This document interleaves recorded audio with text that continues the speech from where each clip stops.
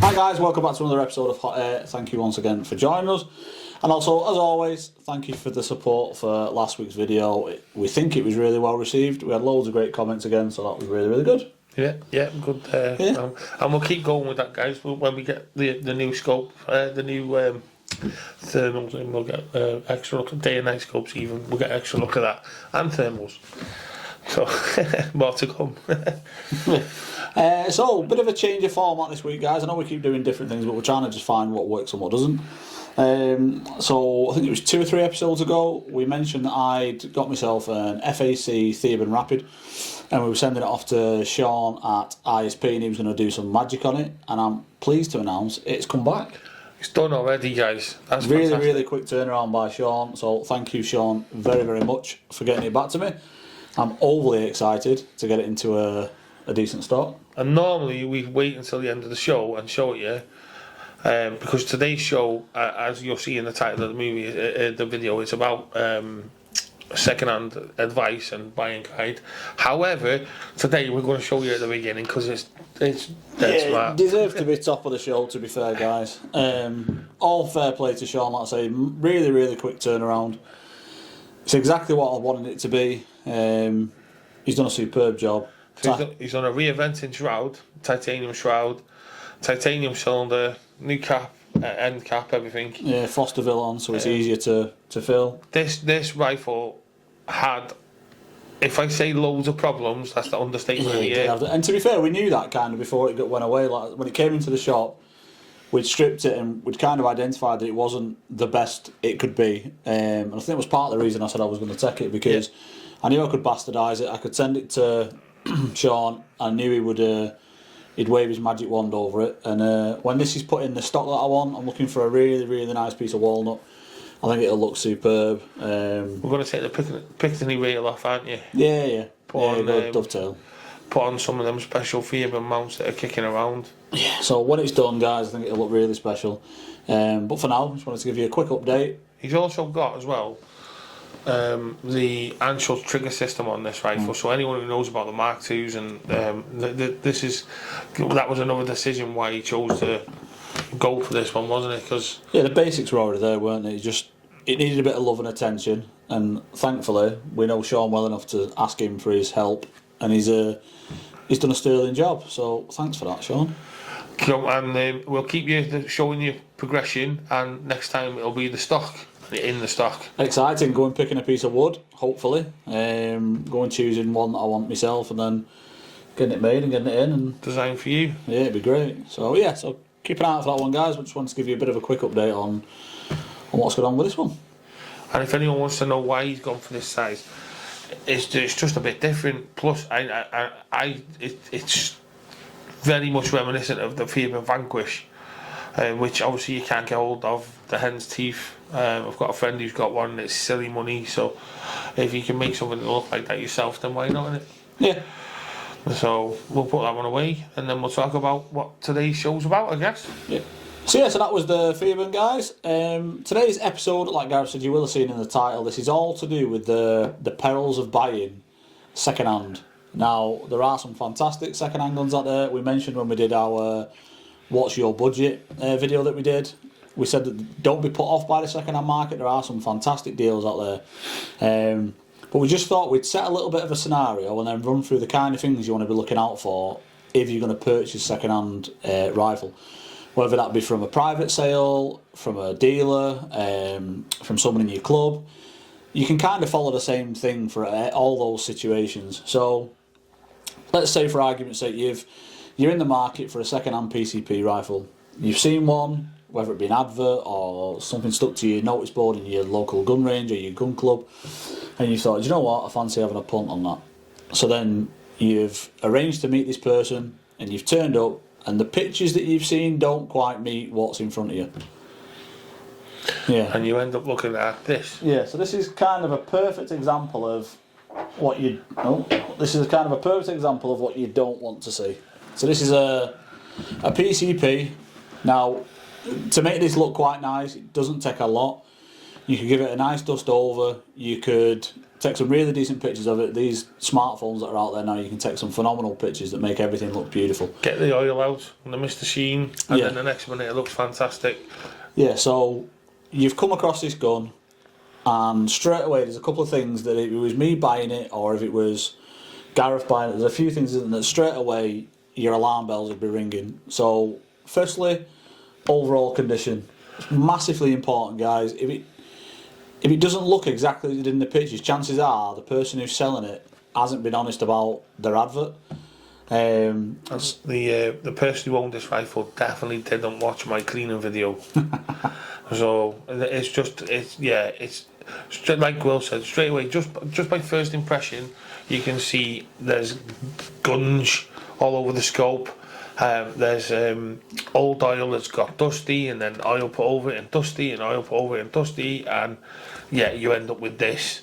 And from afar, it looks fine, doesn't it? From a distance, okay. If this was a picture, you'd look at it and go, yeah, that looks fine, it's worth the money. Now this one is a BSA Gold Star, it's the E1, it's the black pepper stock, I think it's called. Yeah, black Now these pepper. are quite a desirable thing, like, people like these, it's got a decent sidewinder scope on it, and like I said, from pictures from afar you could make this look really nice.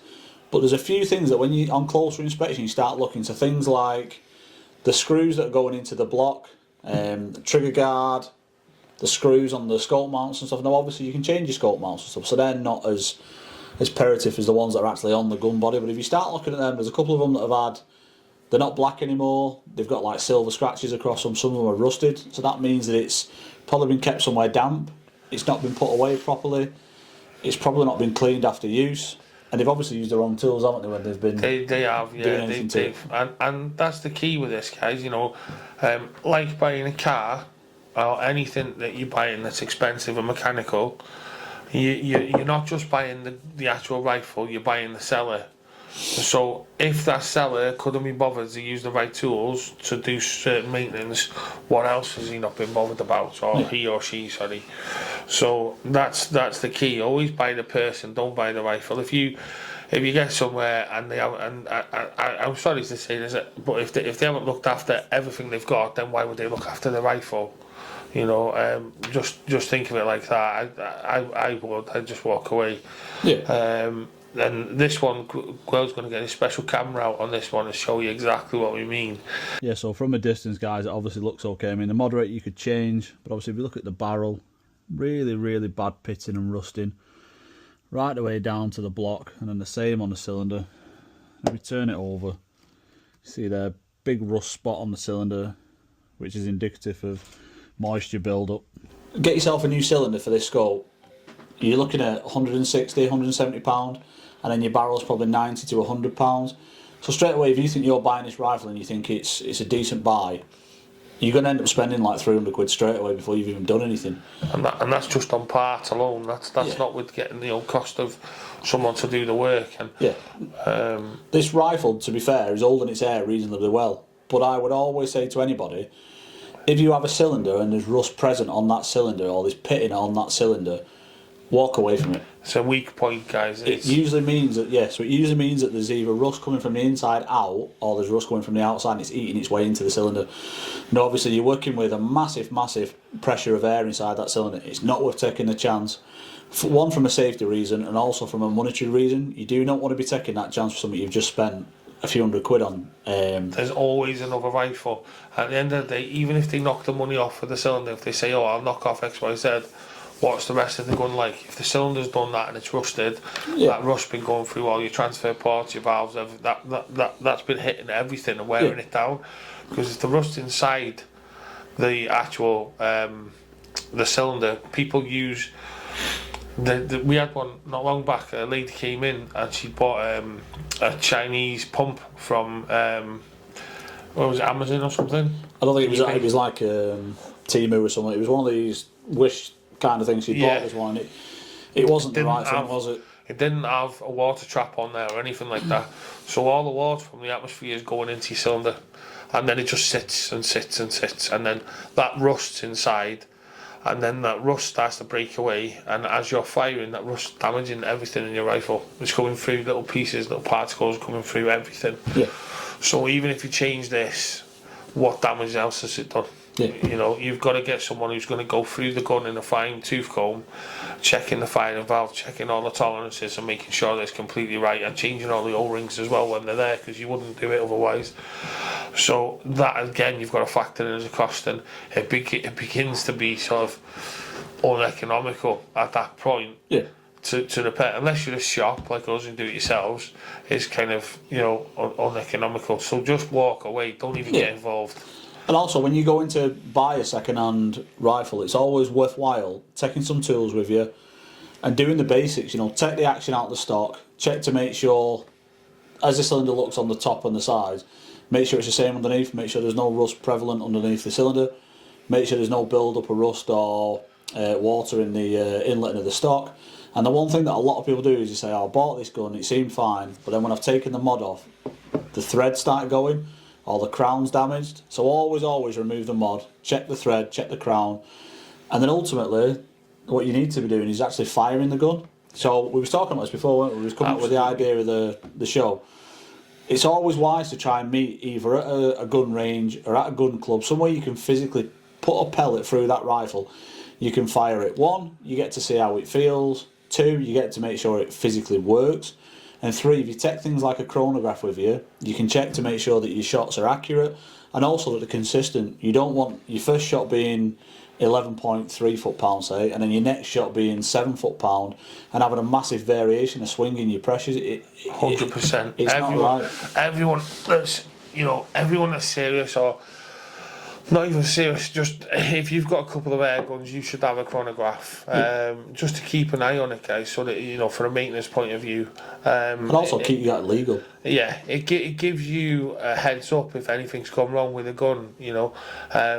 Anything like that, it lets you know. We were firing my son's BSA Ultra on the range the other day. And I definitely thought it was underpowered. We wanged it through, it was full power, it was fine. And it just gives you that peace of mind. But like Will said, get their piece of... They obviously shoot that rifle somewhere. The seller hasn't just sat in the house with it. They shoot it somewhere. Meet them at this place that they shoot, be it a range or their piece of land, their permission or anything like that. Go there, put a target up, fire a few at the target, make sure you're comfy with the rifle. And if they won't let you do this, again, walk away. Why won't they let you do that? Yeah, I'll look out for things like... There was... I've had people in the shop the other day, similar sort of scenario, they'd been to buy a rifle, and when they'd asked the guy if they could fire the rifle, they were told, oh, I haven't got enough time, I've got to be somewhere else. Well, I'm not being funny, if you've arranged to meet to buy a rifle, you make time. You'd make sure that you had enough time just to make sure that person who was buying was completely happy with what he was selling. So yeah, so be very, very cautious of stuff like that, guys. There's a couple of excuses that people use. I haven't got enough time. Do the times as well. Like, this is a massive one, guys. I think Jeremy Clarkson said once, never buy a car in the rain and never buy a car in the dark. Absolute same thing. Do not go to these places late at night. I know everyone gets home from work and then thinks, right, I'll go there. Now listen, if that rifle, if you can agree with that seller, go on the weekend, take some time aside, go during the day, make sure that you can get a good look at that rifle and test it during the day. I myself got caught out a few years back with HW77. No, it was HW80, sorry. Big kick on them rifles. The stock, the pistol grip had shattered. Someone had pieced it back together. They'd done a great job. That great, in fact, that when I went to their house and they had the lights dark, they had one little light in the corner on. They told me the wife wasn't well. I didn't want to put the big light on, all the rest of it. Yeah. Here's the gun, and I'm not kidding you. The bluing on this rifle, it looked like air arms. It was fantastic. I thought I had the Venom. It was that nice, this 80. It was stunning bluing. And I just took one look at that and thought, great, you know. Didn't do my proper checks, didn't get it in the daylight, took this guy completely at his word, walked out, got in the car, and then all the way home, the drive back, it was Birmingham it was, and I live in North Wales, so the drive back, I was thinking, and I got to Stafford Services, I think it was, and I pulled over and thought, I'm going to have a look at this gun. And I got the torch out, went in the boot, and I was kicking and kicking. But it is worth just saying there, guy, and that's a thing that a lot of people say, that they let their emotion and they let their sense of adventure get the better of him. As Gareth said then, he said something quite thingy there, that he said he thought it was a venom, so he thought he was getting a better deal than he actually was. Yeah, yeah. So his mind's overrun and gone, actually, let's just shut up, get out of here and get away as quick as we can. I thought, I didn't think I was having him off, but I got out of there, and it wasn't right. And all the time that chap stood there doing that because he's got rid of a dog. And then, of course, when I phoned back and said I'll come back around, he said, well, that's my mum's house, I don't even live there, don't know what you're talking about, goodbye, and put the phone down. Great. I phoned back, he said, if you want to go and bother an old lady, you crack on, and put the phone down. I thought, what a nice guy. It's a big place, Birmingham, as well, it's got knocking on doors. It is. So, you live and learn. But that's why we're doing this show, guys, just to give you that example. Do not go in the living room late at night and shake hands on a rifle that you've had. He loved that. Well, that's an obvious one, isn't it? Because by the same token, you can't go and physically test that rifle in someone's living room, or you shouldn't be doing. And by the same token, if you're buying a second-hand air rifle from a shop, a trader, wherever, make sure as well that you ask the people that are buying the gun, that you're buying the gun from. Ask them what kind of warranty you get with the pre-owned stuff. Most places should give you some sort of warranty. Make sure that you are. Ask if it's been serviced by the shop. Say if the O-ring's been changed. Have you done a service on it? I think every shop has to give you a 3-month warranty on second-hand, don't they? Well, they should do. Yeah. They should do, but there probably are some out there that don't. Then why not? Yeah, and also one thing that we do in the shop, typically we do, unless if it's not obvious that there's something wrong with it, every gun that we bring in second-hand, we service every one of them, so we change the O-rings, do everything, just for peace of mind. Cause you don't want people bringing guns back every 2 seconds, because I bet it can be annoying. A reputation go out the window. Yeah. So that's the reason behind that. But we likewise with obviously we're applying this mainly at PCP at the moment, but we wanted to mention about Springers, well, big second-hand market out there for Springers, and your checks are virtually the same, aren't there? There's a couple of differences. Very similar. I mean, the thing with Springer is that they're very tunable, so you can't really. I've seen a lot of people in the past. They cock a rifle. Oh crikey, that's a good spring, because it's really hard to pull. Well, no, that doesn't mean that it's anything really. Yeah. It could be overpowered, which the buyer could be wanting to get rid of it because they don't want to get arrested. Or it could have been there for a long time, hasn't been used very well. It could be alarm bells and that. So again, putting it through a chronograph, firing 10, 15 shots through, seeing the consistency on them shots with a Springer should be fantastic. But we're seeing that consistency and keeping it together. Like Will said, you don't want to see 11.4 and then 9.4 on the next shot. No, there's a problem, isn't there? If it's jumping as much as that, then there's an issue. There's an issue. Yeah. And then at that point, you can negotiate. You can put in, it gives you some ammunition to say, well, actually, look at that, there's a problem. And if you know a good gun shop that you can go to and get that repaired, great, you might factor that price in. Yeah. Or walk away. If you don't know and you're not sure, walk away, because that little fluctuation could be a reg, especially in a gun like this, or a day state, could be the electronics unit in a day state. Run away if that's the case, because you don't want to buy one of them. Yeah. So just be mindful about what you're doing. Think about the person you're buying it from. Are they trying to get you out the door? Are they, have they made you a cup of tea and made you more welcome than you can think, which is great, Same with shops as well, guys. You shouldn't be pressured into buying anything. You should be able to look at whatever you want, pick them up, hold them, shoulder them. Ask to fire them. If the shop's got somewhere you can fire them, by all means. Things like, do your own work as well before you go and buy into things like HW80s. 99.9% of the time they're overpower. So when you come into the shop, we have to do work on them to take them under 12 foot-pound. So if you're going buying one second hand, make sure you chrono, because if you get caught with it and it's over 12 foot-pound, you're in a world of trouble. And then, as Gareth said then, with the rifle he went finding in Birmingham where he thought it was a venom, use common sense. If it seems too good to be true, 9 times out of 10 it probably is. You get a real good feel, don't you, off the person you're dealing with. Like Gareth said, if someone says, oh, do you fancy a brew, or can I get you a glass of water or anything?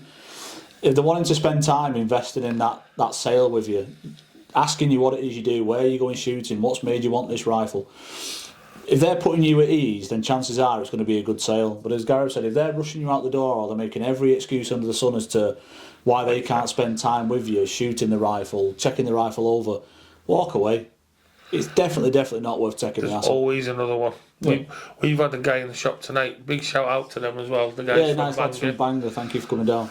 It was a long journey, and I hope you get back safe. And I know you're going to watch this video tomorrow, so thanks again. Cheers, But chaps. yeah, they were mentioning when they were here, they come and bought a second-hand stock, a left-hand stock, which is fantastic. And they mentioned about one that they'd found on the internet that was £100, and it was over in Leeds. And it was a customs grip for a rifle, and it seemed too cheap for what it was basically. And again, they were getting asked to put the money in the post or pay on whatever, and it was going to get sent to them. And we just used the words what we just said. If it seems too good to be true, then it probably is. You know? And the bizarre thing was, I think, and I don't think the lad will mind us saying this, I think up until having the conversation with us, I think he was still swaying, weren't he? He was in two minds whether or not it was worth taking a chance. But as we said then, just because you're buying a second-hand stock doesn't mean that you don't go through the same sort of process. Check to see where the bolts and the fittings have been. Check to see if there's any cracks inside the inletting or on the back of the butt, if it's been dropped. Check the overall condition. Is it worth what you're paying for it? And if it isn't, walk away. And if you can, factor in the travel to these places. Like Will said earlier about where you're going to purchase the gun from. Fantastic place to purchase a gun from is a gun club. The people there are probably selling it because they're upgrading or changing to something else that they've seen or want. And they've probably, if they're in a gun club, they probably really looked after that rifle. Yeah, and you're in the right environment as well. If you're in a gun club, chances are they'll say, oh, by the way, I've got a person potentially coming to look at my rifle.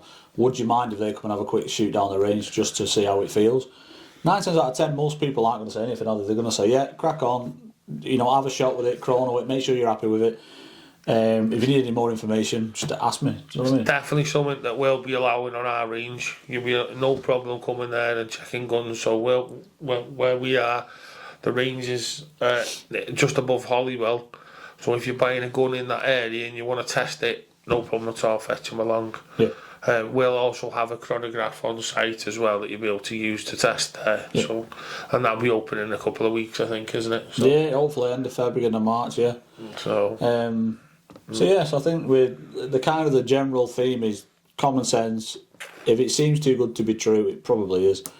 Yeah. And also, one thing that we did mention, why are they selling the rifle? Don't get worried about why they're selling it, but if they're selling it because they're giving up, which a lot of people do, have they got anything else for sale? And if you're there, if you're buying a PCP, they might have a bottle, or they might be selling the scope might not be on the gun, but they might say, oh well, I've got this scope or I've got this gun bag, and all of a sudden you're fully kitted for XYZ. But again, use common sense, guys. If you go and buying a PCP, and as Gareth said, they might be getting rid of a bottle. Check it's in date. Yeah, absolutely. Check the thread on the port is nice and it's even, it's shiny, it's not got gouges out of it or anything. If you're buying a pump, make sure it pumps, make sure there's pressure as you're pushing down. If you're buying a scope, make sure that the turrets are positive, they work well. Make sure that your reticle isn't cockeyed, because if it is, chances are it's been dropped. There's loads of little bits that you can do, isn't there, just to make sure that you're not throwing your money away. Scopes are difficult. I always find scopes difficult because it depends on the quality of the scope, doesn't it, I think? Yeah, definitely. And I mean, I've bought really good quality scopes second hand that have come on the rifle. The guy's been eager to say it's a package. You get home and you start adjusting it and you find that it's come off the wheel. Yeah. And your rec doesn't move anymore. So just, scopes are, if they'll let you, if it'll actually hold target, then chances are it's okay. So if it's set already, if the scope's on top of the rifle and they let you have 10-15 shots and you can aim properly and it'll hold target, chances are that's okay. Yeah. But what I would do, if you're about to buy it, I'd give it 10 clicks to the right and just check that it travels 10 clicks to the right. Just make sure, just fire the group and then just put 10 clicks and then fire it again and just make sure it's moved. If that scope's moved, you know that it's okay. And again, if it's something like a Swarovski or a Zeiss or an Athlon, and you're thinking this is an 800-900 quid scope and you only want 100 quid for it, chances are there's something not right with that scope. Yeah. And you do see it. I've seen a few people that have said they've got the Zeiss scope, and you look at it and you go, that's not a Zeiss scope. It's either a Blag or it's one that shouldn't be as a scope. You know, it doesn't look right. That's a major one. In fact, I'll mention that, guys. The serial numbers. So these Chinese scopes that we're seeing a lot of, check the serial number underneath the scope here. There's usually a serial number. So if it's a loophole or something like that, there's usually a nice serial number, and they're usually sort of 1111 or 8888 or something stupid like that. Don't let them tell you that it's like the limited number, limited edition or anything like that. It's a fake, right? Put the serial number into Google, put the maker scope into Google, 20 will come up on Alibaba.com. For $35, you know, just check that first with the scopes. It's just something to be aware of. I've seen it in our club. In fact, the guy was sold one. He was a club member, and he came up really happy that he had this loophole Mark IV. Unfortunately, it wasn't a loophole Mark IV, and that was a club member. So don't get caught up on that. Make sure you do your checks. Yeah, and also make sure you check your serial number on your rifles. You know, there's nothing said that someone couldn't have scraped it off if it's robbed from somewhere, if they've stolen it from somewhere. It doesn't take a lot to scrape those serial numbers off. You could be buying something that's potentially nicked. So there's a couple of little bits in there that you can do to just safeguard yourself and your money. Like a car, guys, you can fill out a piece of paperwork, serial number, get them to sign it, you sign it. But also something that everybody's using nowadays. Send them a quick message on WhatsApp when you're there in front of them. Just put it all down in WhatsApp. Yeah. A little photograph of the serial number on WhatsApp in front of them. Send it and then get them to reply saying, yes, I confirm that you've just bought. So that's just giving you a bit more extra help and hopefully give you as much protection as you can when you're buying a second-hand rifle. Yeah, so hopefully that was informative and of use to anyone who's thinking of purchasing second-hand. Like I said, don't be put off by the second-hand market. There are some true gems out there, some really good stuff. I'm fortunate I've not really had many bad experiences. But I think that more often than not, as we said before... This is a project. I took this as a project. I knew this was a dog, but I did it because part of doing the shop and that, we get an opportunity to get stuff in that has got potential to be something decent. This one has the potential to be something decent, but you wouldn't ever dream of putting this out for sale as now because it's manky. And it has got potential danger spots. So until they're remedied and it's got a new cylinder and a new barrel on it, this will not go out to general sale. It'll be nice eventually. Yeah, it'll be lovely. And it's worth spending a couple of quid in it, investing in it to get the money back in the shop. Yeah, they're a great HFT rifle, these. Yeah, fantastic. Anyone's looking at Gold Star, they're cracking. And whether you get this one or we had the Union Jack one, yeah, it wasn't in the shop long, it was in the shop a day and it sold. Yeah, and but that's just one other thing just worth mentioning. If you are buying something, guys, like this, and it should have like a little hamster underneath, make sure you get them bits with it because they're a pain in the backside if they're missing to get hold of the spare bits. And that's true of if you're buying an HF2 or an FT1 and you're expecting to get the buttock on or the scope rises and it's not quite right, it doesn't look right. If it's missing bits that were advertised in the pictures, make sure they're not just taking stock pictures off Google and throwing them on their advert. Make sure that when you get there, you're physically getting all the bits that are listed on that advert. Yeah, that's great advice, that, especially, you know, someone might say, oh yeah, you can make one. This laminate, even though it's a pepper laminate, it'll be really hard to match up. Yeah, it won't look right. And you can't. I've seen them on eBay. You can buy them, but the patterns are horrendous. They will not match this one. And trying to get the same grade, even if you went to BSA, I think you'd struggle. Yeah. So make sure they get all the bits with it. So we hope that was informative. We hope that it was worth a view.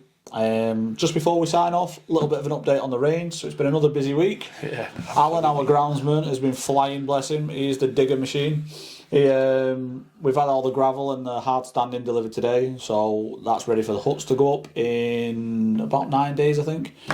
We can use that full wagon load already. Yeah, so we had 40 tonne of crush and run delivered, and he's smashed it. To be fair to him, he's done it in like 4 hours. So huts are going up in 9 days, and then obviously we can get stuff like power in, and we can get CCTV in. And then we can do the grand opening and hopefully invite as many of you guys up or down or side, whichever way you're coming from, to come and join us and have a shoot and have a chat and a brew, and we'll give you a tour. Yeah, so, we love that. Yeah, so we hope you enjoyed today's episode, guys. We will see you again next week, but for now, please like, subscribe, leave as many comments as you can. Share your stories if you've had any gems that you found, if you've had any disasters that you found. Or if you bought a rifle in the dark in the living room because... don't do what he does. The mother-in-law was ill or whatever it was. So yeah, if you've had any horror stories, let us know. Out the boot of a car on the services, don't do that. Please don't do that. Don't do that. The police see you, they will get a bit cross. That was a good buy, but yeah, I have done that. We've all done silly things, guys. But I've been buying air rifles that long. We've done silly things. Anyway, we're going to sign off now, guys. So thank you, and we'll see you next week. Take care. Cheers, guys. Bye bye.